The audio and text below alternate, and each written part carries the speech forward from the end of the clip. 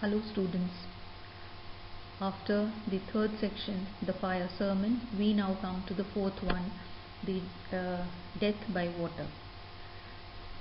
So in the original manuscript that T.S. Eliot presented to Ezra Pound, this section was a much longer one, consisting of 92 lines, and it dealt with the episode of Ulysses as described by Dante in Inferno, Canto 26.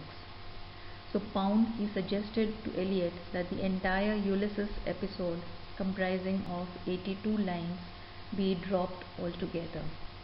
Eliot then felt like omitting the entire section, but Pound wrote to him that I do advise keeping Phlebas. Phlebas is an integral part of the poem, and he is needed absolutely where he is, must stay in. And then Eliot retained this section comprising of only 10 lines. So this is the shortest section of The Wasteland.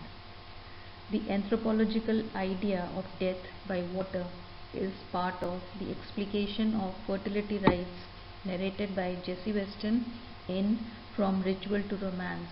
She refers to pagan deities such as Adonis and the custom of throwing their effigies into the sea at Alexandria. With the return of spring, these effigies were once again reclaimed from the sea water at Byblos, signifying their rebirth or regeneration. So death by water is an obvious contrast to the preceding section, the fire sermon. Dying here carries the suggestion of rebirth, and the possibility of resurrection is foreseen as a distinct outcome of death by water. So death by water comes as a relief after the sterility and futility of the typist girl and the Thames daughters episodes. But the return to mortality, or the feeling of being mortal, is not far in this section either, because here we have consider Phlebas, who was once handsome and tall as you. Death by water also introduces a variation on water symbolism. A current under sea picked his bones in whispers. In the wasteland, water, like fire, becomes an instrument of destruction as well as rejuvenation. So the fourth section, death by water. Phlebas the Phoenician, a fortnight dead, forgot the cry of gulls and the deep sea swell and the profit and loss. A current under sea picked his bones in whispers. As he rose and fell, he passed the stages of his age and youth, entering the whirlpool. Gentile or Jew, O you who turn the wheel and look to windward, consider Phlebas, who was once handsome and tall as you. So Phlebas the Phoenician sailor symbolizes man's passion for worldly pleasures, which eventually devour him, destroy him. He belongs to the commercial class which seeks to govern life with wealth and property. While he is on the sea on his business expedition, he is drowned.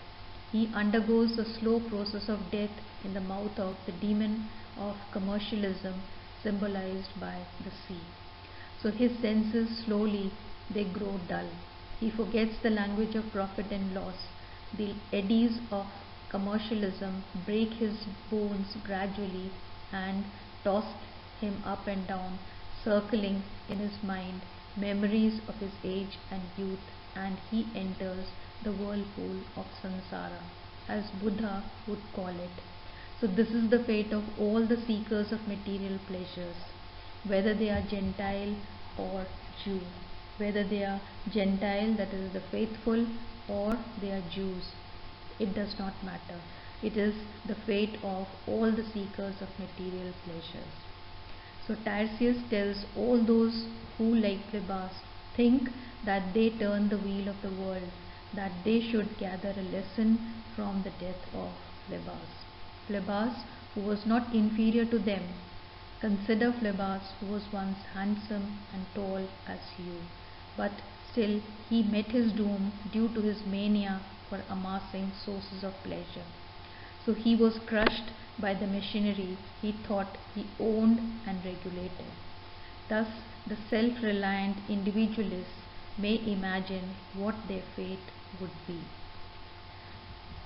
So this also relates to what Madame Sosostris said in the first section. Here, said she, is your card, the drowned Phoenician sailor. Look, those are pearls that were his eyes. Look, her warning of death by water is now remembered. This interlinking of characters by apparently random statements and images is an important aspect of Eliot's symbolist technique.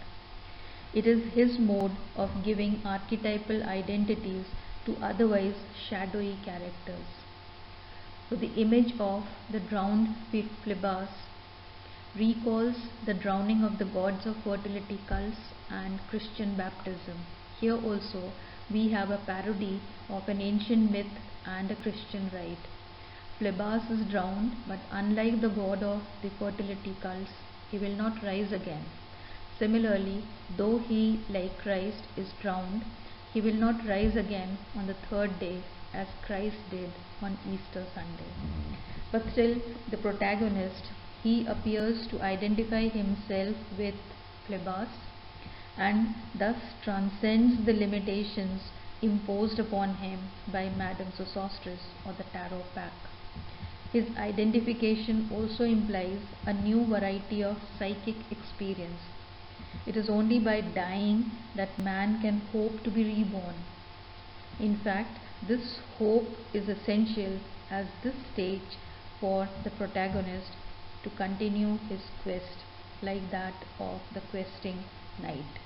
And it surely paves the way to the revelation of what the thunder said, the next section, the fifth section of the wasteland. So death also is equally important for rebirth. So with this we come to the end of the fourth section, death by water. So thank you so much.